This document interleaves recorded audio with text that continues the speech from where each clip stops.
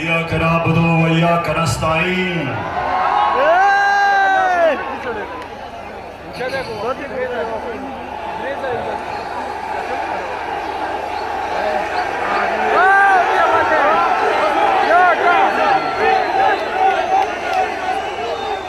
Diesel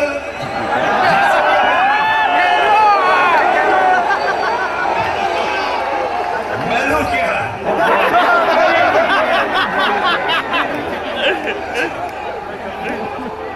अच्छा चारसदा मैं आपका इस शानदार इस्तकबाल का आप सबका दिल से शुक्रिया अदा करता हूं। बहुत बहुत शुक्रिया चारसदा।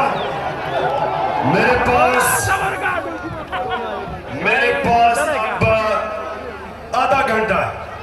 मगरिब से पहले आधा घंटा है, उसके बाद आपने चले जाना है। तो मैं ये चाहता हूं कि मैं आज आपसे आधे घंटे में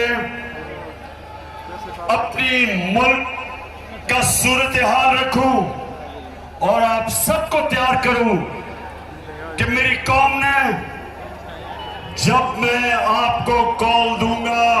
चारसदा आपने मेरे साथ हकीकी आजादी के लिए निकलना है। तो सबसे पहले चारसदा सबसे पहले मेरा ये ईमान है, मेरी सियासत नहीं, मेरा ईमान है कि वो कौम,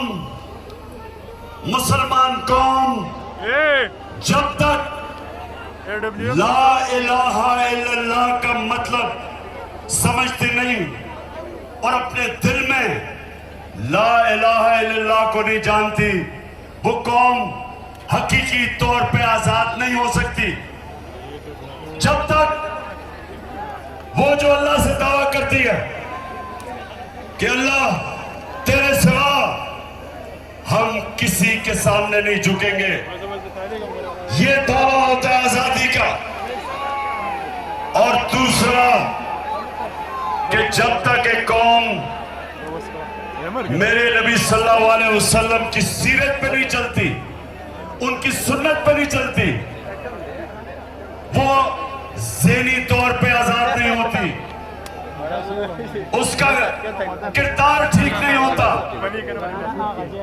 जब तक वो सीरत नबी पे नहीं चलती, मेरे नबी की सुन्नत पे नहीं चलती, अंदरूनी तौर पे वो कौम आजाद नहीं होती। तो ये मेरा ईमान है कि हमने पाकिस्तानियों अपने आप को ला इलाहा इल्लल्लाह से आजाद करना है, किसी सुपर पावर की गुलामी नहीं करनी, किसी के खौफ से उनकी जान में शिरकत नहीं करनी। जो पख्तूनख्वा ने सबसे ज्यादा कुर्बानी दी कि हमारा हुक्मरान खौफजदा होके हमें उसने अमरीकियों की जंग में शिरकत करवा के 80,000 पाकिस्तानियों की कुर्बानी दी, जिधर पख्तूनख्वा ने सबसे ज्यादा कुर्बानी दी।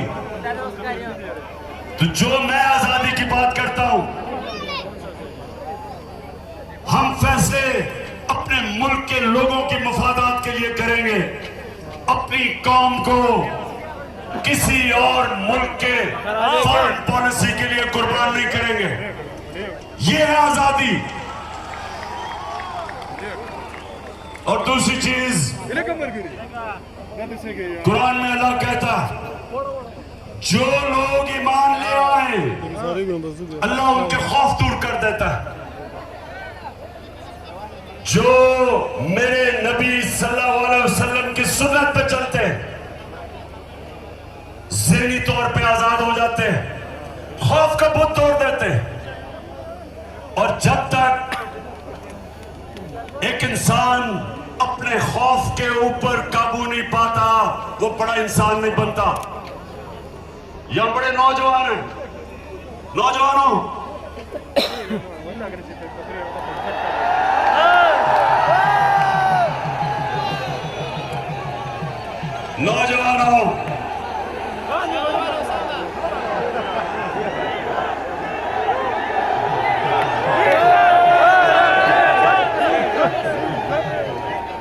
نوجوانوں، میں جب کرکٹ کھیلتا تھا جو آپ کھیلتے ہوں گے، کبھی یہ یاد رکھ لیں، کبھی کوئی کرکٹ کی تاریخ میں بڑا بیٹسمین نہیں بنا جو تیز بولر سے ڈرتا تھا، اور کبھی کوئی ایسا بڑا بولر نہیں آیا جو مار کھانے سے ڈرتا تھا بیٹسمین سے، اور کبھی کوئی بڑا کپتان نہیں آیا جو ہارنے سے ڈرتا تھا۔ جو بھی انسان بنا اپنے خوف کے اوپر قابو پاتا ہے، اور میرے نبی صلی اللہ علیہ وسلم نے مدینہ کی ریاست میں وہ لوگ جن کی حیثیت نہیں تھی، ان کو انہوں نے دنیا کی امامت کروائی، ان کے لیے خوف کا بت توڑا، پیسے کا بت توڑا، لالچ کا بت توڑا، انسانوں کو اقبال کا شاہین بنا دیا۔ تو یہ سب سے پہلے نوجوانوں، میرا پہلا آج جو میں آپ کے پاس آیا ہوں، ہمیشہ یہ میری بات یاد رکھنا کہ جب ایک قوم اٹھتی ہے، قوم کا کردار اٹھتا ہے، قوم کی پرواز اٹھتی ہے، تو مسلمان جس طرح علامہ اقبال نے کہا، وہ ہمیشہ وہ ان اصولوں پہ جاتا ہے جو مدینہ کی ریاست پہ میرے نبی صلی اللہ علیہ وسلم نے جو اصول بنائے تھے، ان لوگوں کو انہوں نے، جن کو کوئی پوچھتا نہیں تھا، انہوں نے دنیا کی امامت کی، اور یہ تاریخ کا حصہ ہے۔ تو میں بھی اپنے پاکستانیوں، آپ کے پاس جب یہ باتیں کرتا ہوں تو اس لیے نہیں کرتا سیاست چپکانے کے لیے، یہ آپ سب جانتے ہیں، انہوں نے اسلام کو بیچنے کی دکانیں بنائی ہوئی ہیں،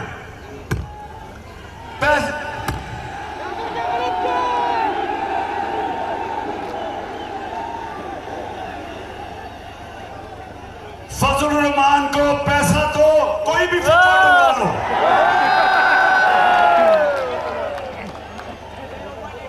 تو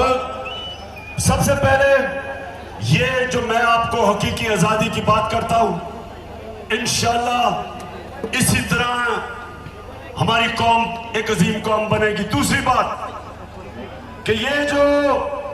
امپورٹڈ حکومت ایک سازش کے تحت اس قوم پہ مسلط کی گئی، دو مقاصد تھے جو لے کے آئے، جنہوں نے اندرونی سازش کی اور جو باہر سے امریکی کی سازش ہوئی، دو مقاصد تھے۔ وہ یہ چاہتے تھے امریکہ کہ یہاں ایسے حکمران آئے جو جب ان کو حکم کرے تو ان کو جوتے پالش کرے،